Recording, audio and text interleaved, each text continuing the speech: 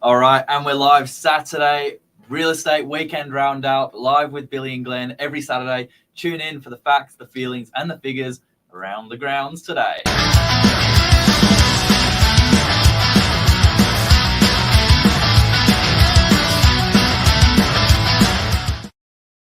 All right. All right. Billy's back again. Missed everyone. 21 last week. How was it, Billy? It was. It's been a week of excitement. I never knew 21 would be so thrilling. Well, 21 the Melbourne Cup. 21 at Melbourne Cup. Couple of deals put together by the team. Do you want me to do an impression? I'd rather not. There's some videos circulating. Okay. This is Billy at Melbourne Cup. Fast asleep, everyone. Fast asleep. At about 8 o'clock. So yeah, very exciting. So let's talk open home numbers. Yeah, how was it? Well, you've just got back to the office. Yeah, I think I had 6 today, but they were all around 4 to 5 groups. A lot of them were pre-market. And as I was driving back in, I pulled over, I made a call, and I watched the Tom Panos video.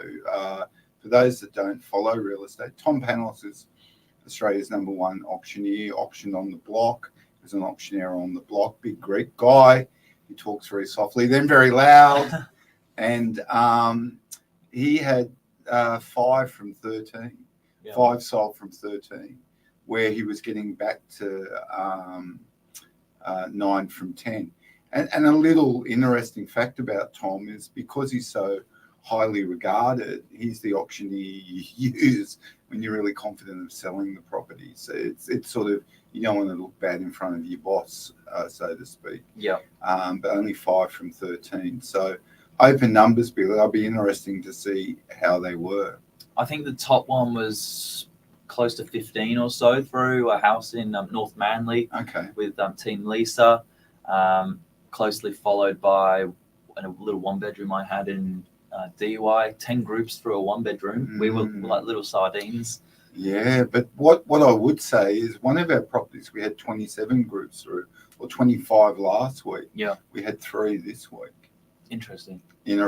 So DY numbers, we always talk about how many properties are for sale in DY. 64, I think, this morning. This time last week it was around about 69. So it is dropping a little bit. Okay. Probably want to have a lot of stock come on. Pardon me. Hopefully these interest rate rises are the last we'll see of them, because it does dent the market probably for the weekend after the Tuesday when it's announced that they'll go up for, is it the 12th or 13th time? Yeah.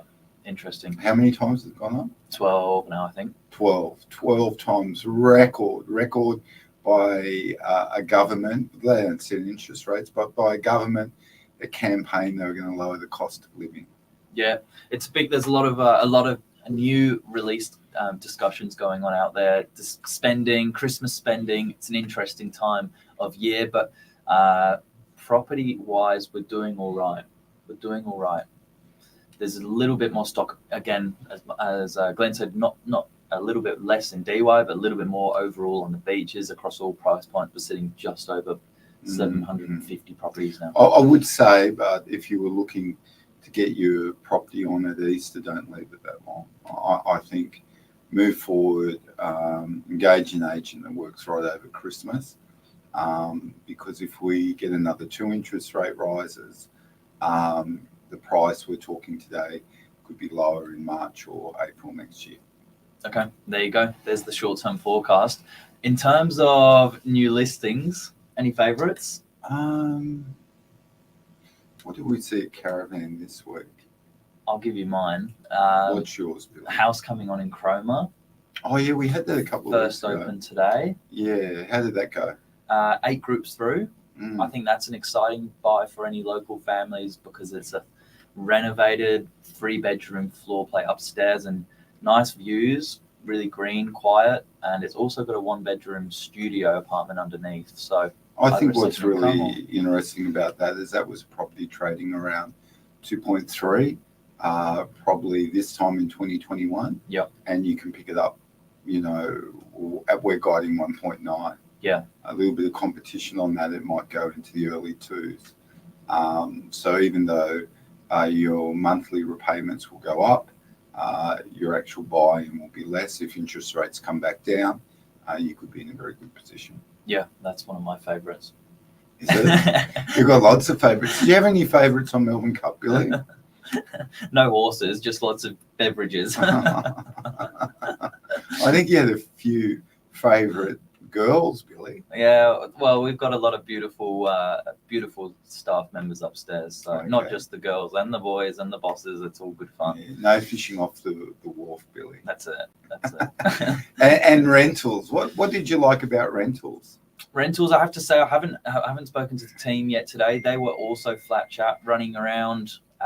Not as much stock on the market as what we've seen previously. It seems to be quite a tight rental market at the moment. However, busy. From what I've heard, so even some high end stuff being put together. yeah, I think they leased one for about $2,500 a week up in Mossman this week. But what's really interesting about the rental market is we would have 20, 30 open for inspections on a Saturday. Now we mainly have 9 properties open for inspection. Yeah. But our rent roll of approximately 1,500 managements has stayed pretty consistent. We haven't had a major drop in that. We sort of very organic, the growth. So we sell something that's an investment property, an investor might buy it, or someone brings their investment property to it. So that number of management stays around 15,000 that our team manage here fantastically well, and 15,000 properties, and only 9 of them are for rent. There you go. So yeah, tough times. But I say it every week, whatever you're doing, making a rental move, the team are so good at servicing prospective landlords and tenants that whenever you're in doubt, just give the team a call. And I think it's always nice to have a helpful hand stepping you through the process. Who were you calling at Melbourne Cup Day when you needed a hand, Billy? It was the rentals team. Take me home. However, look, we joke about Billy's antics.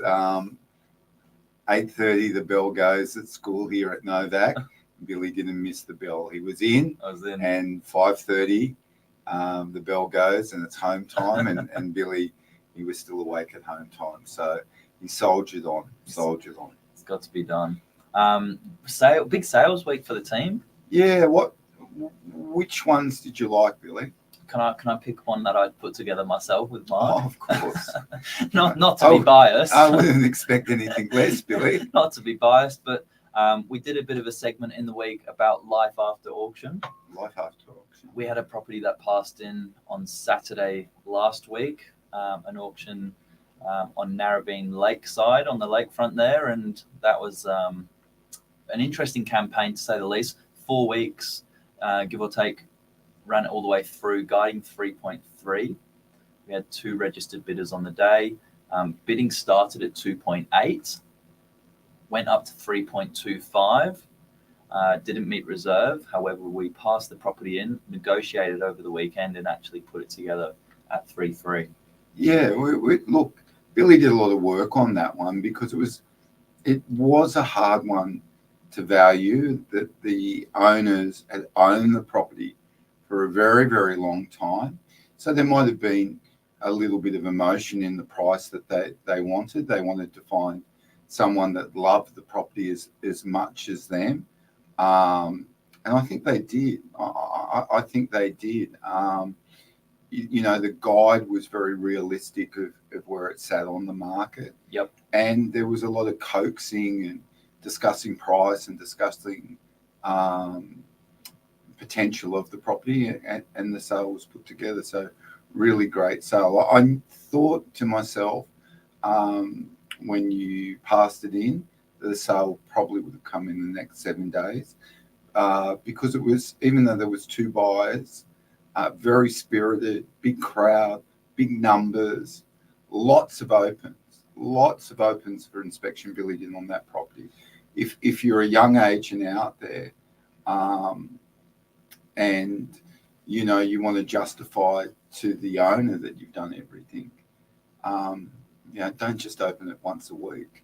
Yep. Um, Saturdays, Sundays. Don't just say, hey, I turned up 4 times, and, don't just wait for the calls to come to you. So Billy was able to show them, because we log all, by legislation, we must log who we're speaking to and what we're speaking about, and logged all the calls, logged all the text messages, logged all the emails.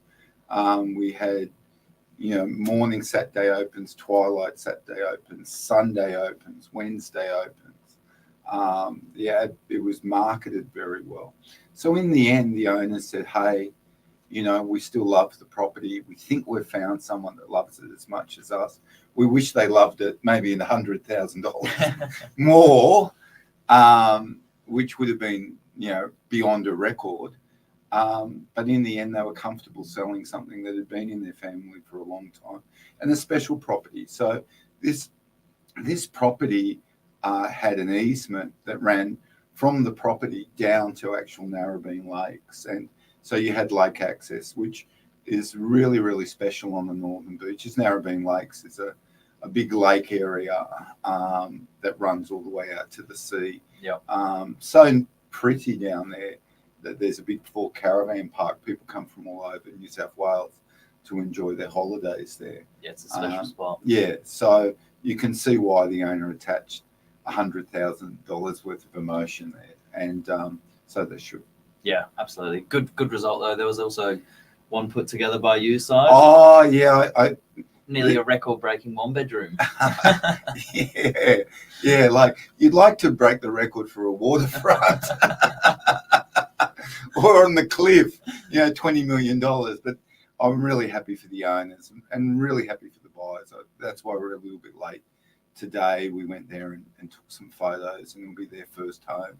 And for the owners, it was a great price. It was 100 square meters, so it was equivalent to a 2-bedroom. And I think we got a 2-bedroom price for a 1-bedroom. But the show goes on. I think it was 6 opens today, another 3 starting up. The DY market, there's always something to sell. Yeah. And always great people to meet. Yeah, absolutely. Anything going into the week? Community announcements? No, quiet weekend for us.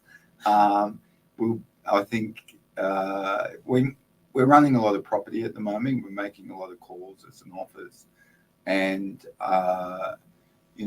this is just the start of it. We've got another couple of hours to go. So if we don't sound, like over the moon, it's because our day's just sort of starting.